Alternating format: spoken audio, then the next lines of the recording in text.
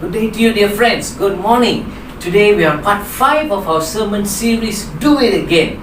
And we'd like to share with you a testimony, a real life testimony of how important it is for us to persevere despite the future looking so bleak. When everything around us looks like it's going to fail, God wants us to take a step of faith, not knowing what is going to happen.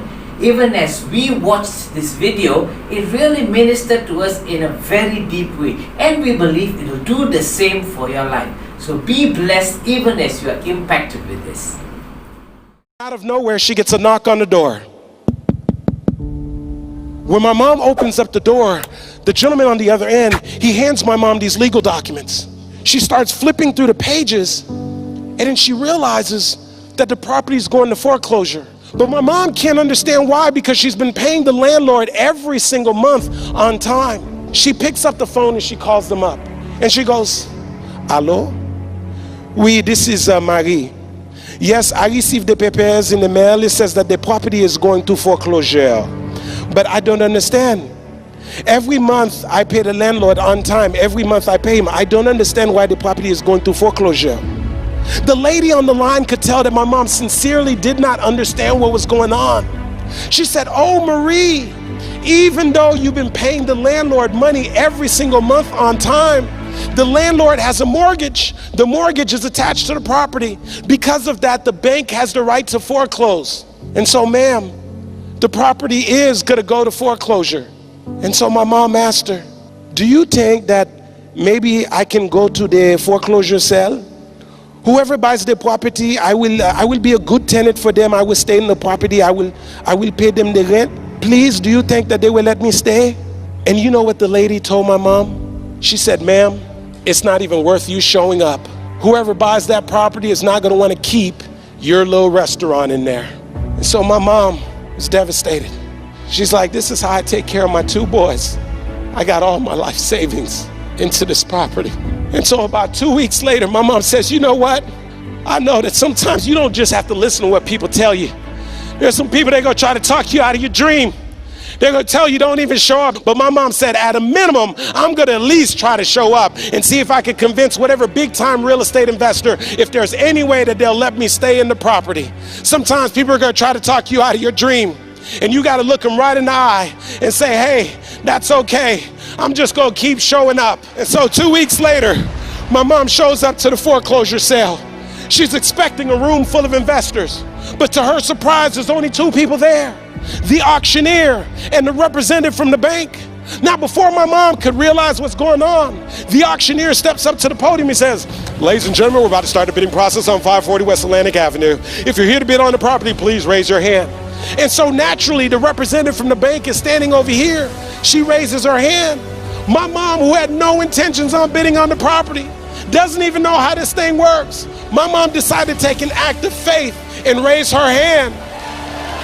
Martin Luther King said that faith is taking the first step, even when you can't see the entire staircase.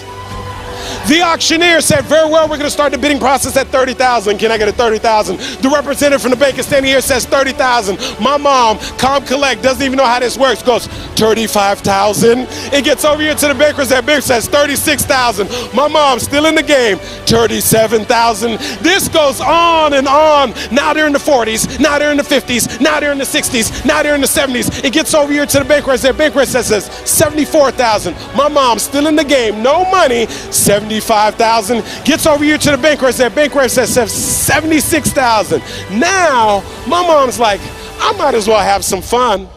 I don't have any money anyway. We must be playing with some Monopoly money. And so my mom, attitude and all, my mom goes, 76,500. But this time something happens. The representative from the bank is standing here with a clip pad. She picks up the clip pad and she says nothing. The auctioneer's got to keep the process going. He goes 76,500 going once, no answer. He goes 76,500 going twice, no answer. He goes 76,500 sold to who? My mom, the woman who had no intentions on bidding on the property. And so my mom is excited she won the bid. And then she's like, wait a second, I actually have to have the money. And so they told her, You got 30 days to come up with the money. And so my mom would go home. She'd pull out a notepad and she'd start writing down the names of all of her friends and all of her family members, one by one. And she would call them up and tell them the story. Some would lend her 1,000. Some would lend her 2,000. Some would lend her 3,000. Some lend her 4,000. Some lend her 5,000. And she's 3 days away and she's still $30,000 short. And my mom's thinking, maybe this isn't meant to be. I put everything that I have into this dream. And then her telephone rings and it's her friend Yvonne's. And when her friend calls her up, my mom says, Yvonne's, no, it's too late. I have 3 days, I still need $30,000. Yvonne said, no, Marie, listen, I know you've been calling us, but me and my husband, we've been saving up money to buy a house. We heard you call us, we heard the voicemails. Right now we've saved up $30,000. We prayed about it, we talked about it, and we want to lend you the $30,000. All my mom could say was thank you. And so my mom said thank you. So my mom would go and get the money from Evo's and all of her friends and all of her family members. And she would drive over to the bank and get a cashier's check. She would get back in the car, drive up to Palm Beach, look at that big, thick cashier's window with the little hole at the bottom. My mom would probably take that cashier's check and slide it through the little hole. And that day, my mom went from being the tenant to being the landlord, all because she was willing to show up. There are going to be times that you're going to be wondering, why should I keep showing up and working my business? Why should I keep at it? Why should I keep showing up to the conventions? Why should I keep picking up the phones and making the phone calls? Why should I keep fighting for my goals and fighting for my dreams? And what I want to remind you is that you got to show up for your life regardless of the circumstances. You got to show up in spite of the naysayers. You got to show up in spite of the conversation going on in your mind. But here's what I realized that my mom understood, that sometimes you got to be willing to do the things today that others won't do so that you can have the things tomorrow that others won't have. Most overnight success take 15 years. If you want to be an overnight success in this business, make the decision that you're going to be here for the long term.